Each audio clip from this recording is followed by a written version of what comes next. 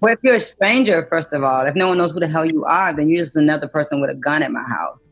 And so for me to call the police, I have to really feel like my life is in danger. Like, and I call because I thought maybe someone was breaking into my home. It has to be something where my son is in danger. Like, it has to be so extreme because you think you immediately, when you're a black or brown person, you call the police, you feel like you're putting your own life in danger immediately. You know, like, and I got a young man in my house. Like, and so it's, yeah, there's a lot of education that has to happen across racial lines. I don't feel like I have to be like an abolitionist in that movement. I don't, you know what I mean? And I do. I mean, so we have black cops in Detroit, so that's probably a big difference from other places. And I've spoken about that. It's gotten less black in the last 5 years, but growing up, I always saw black cops. Mayor Coleman Young was the mayor that desegregated police force. You used to have to live here. I think that needs to come back, that you have to live in the city that you police in, that you have to live in the city that you police in. You should not be policing people in places that you don't love them and you're scared of them. So, because you're not living around black people because you're scared of black people. If you're scared of black people, you're going to shoot quicker. You're going to be scared. You got you sweaty on the palm. And so, it's not a good look. And so we need community policing. We need police who are connected to community, living in our city. And then we need less of them. Then we need them, it's like you said, it needs to be community, it needs to be money put into education. Because we have good schools, we have educated people, we have less crime. You know, we have less violent crime. Educated people commit crimes too. They just do different kind of shit. You know what I mean? But I'm talking about like murder and the reason why people are desperate and don't have jobs and rob. Right? Petty theft, getting robbed at gunpoint for $100. You know what I mean? So here you got somebody mama traumatized for nothing, for a credit card she got to cancel, and a gun at her head. But that has happened to me. It's happened in Detroit. I don't know anyone who hasn't. If you go up here, the nicest of girls have had guns to their heads here. And so how do we stop that so that people aren't poor? Like, why are people so poor? Let's talk about the economic disparity in this country that doesn't have to exist. It doesn't. There's too many people who are rich. They're too rich. You know, it's like if you're that rich, then you're too rich and you need to give your money to somebody who's less rich. Like there needs to be a sharing of wealth. There needs to be, everything has to change. And I don't know if I don't have all the answers, but I think that I pray this is putting us in the right direction. And I'm also about nation building, which is a whole nother conversation. I'm also believe that this is our land. And I do think we have a right to put our flag in it and to get space and to create communities that are safe. And, you know, I'm looking, like today before I talked to you, tired as I was Googling land like in Michigan and figuring out, you know, safe spaces. Like a lot of my white friends are going to their lake houses during the pandemic, like straight up. They've been like chilling and fishing.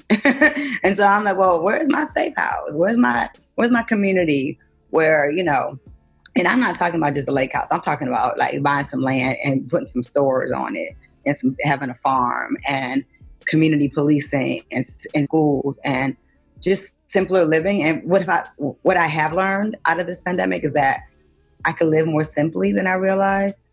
You know, I don't need that many. I can talk about your shoes. I got all them shoes too. I got shoes. And I ain't got a lot of gym shoes, but I got a lot of high heels.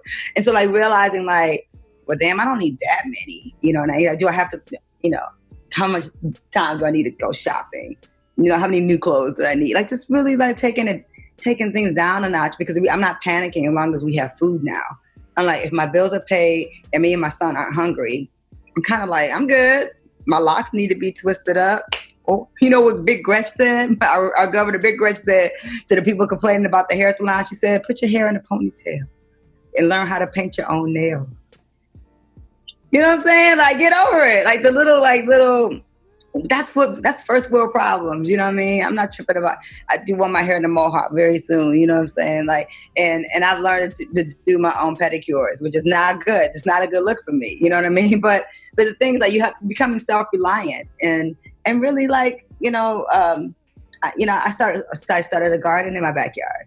It's something it's so corny. Like now I'm like mommy the gardener, but I've always wanted to have a garden and plant stuff and never had time. And so I've done that. And so like, you know, I think that there's going to be some little moments of joy that come out of this place. But the thing is, it's not the pandemic of racism is not a new pandemic for us, right? So like, it's not like this new conversation. It's like my white friends want to have this new conversation and talk about. I'm like, it's not new for us. It's what I mean. Think about like the people I come from, like the poets like Tony Medina and Willie Perdomo, Raz Baraka, Saul Williams, Asha Bandeli, Stacey Ann Chin, Liza Jessie Peterson. Like, my crew was hardcore. I came out of a lot of rowdy New York poets in Brooklyn and Harlem, and we've been raging against the machine as long as Rage Against the Machine been raging against the machine.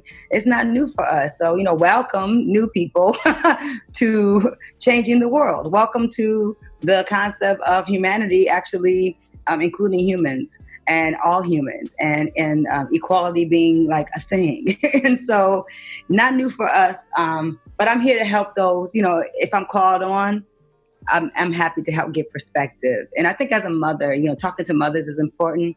Also talking to sons is important too. And that my Instagram live with Sudan and Omari would meet I was like to call the sons of poets, watching me and Ursula Rucker's young men get down and doing mad work. Omari Jazz is in Portland and Sudan is in Philly, where it's hot in Philly. Philly, a lot of protests, a lot of fires, a lot of looting, a lot of going on in Philly, a lot of violence in Philly among our babies, right? That is the problem. And so lots of work to do. I'm definitely, if you're not inspired and you're an artist, maybe you're not an artist, and I don't mean you got to be writing like the best rhyme you ever wrote or a tribute poem, but something should be stirring inside of your soul. And COVID-19, like it almost, took me out I was a mess because my friends started dying very early on. And so in Detroit, like any Black person in Detroit that I know has lost somebody. We've lost somebodies. I mean, me and my girlfriend were going, like I lost this aunt, this cousin, my best friend's sister, my other best friend's father, my girlfriend Nikki, my friend Marlo, my friend Brent. Like you start going down the list and it's just like, and then you're talking to another Black girlfriend or guy friend and then they're sharing their list and then you're at like 50, easy. And you're like, okay, this is not cool, man. And so with no funerals, with no memorial services, it's been really difficult. And so this other thing has kind of taken over almost as another thing to think about. But we're still very much, and I'm worried about those protesters. I was like, this thing is going to spike, and there's been spikes all over the country, and it was inevitable because I was like looking at people, and people said everyone didn't have on masks, and even if they had on masks, they had on those thin little masks. It's not a 9-5 mask. It doesn't stop viruses. You know what I mean? And you're right up under people in a protest. I've been in them protests. You're right next to people. You're up and up against strangers, people sweaty, people, all kinds of things, and so folks gonna get sick. It's sad, but the thing is, people are gonna probably more people are gonna pass away, and who do we put the blame on? You know what I mean? Like, why would people risk their lives?